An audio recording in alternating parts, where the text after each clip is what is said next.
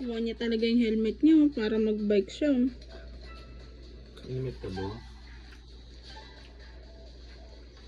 Ayan, helmet mo. Ang galing naman. Helmet. Regalo sa kanya ni Papa. Helmet. Ang galing naman, bike niya. Nasabihin mo ba sa nagregalo sa'yo ng bike, bili ka helmet? Sino kaya yun? Sino ba nagregalo ng bike? Ninong, di ba? Jowa ni Ninong. Ninang yun si ano? Alam. Di naman siya pumunta dun eh. Munta, ano na. Ato na, kagabi na.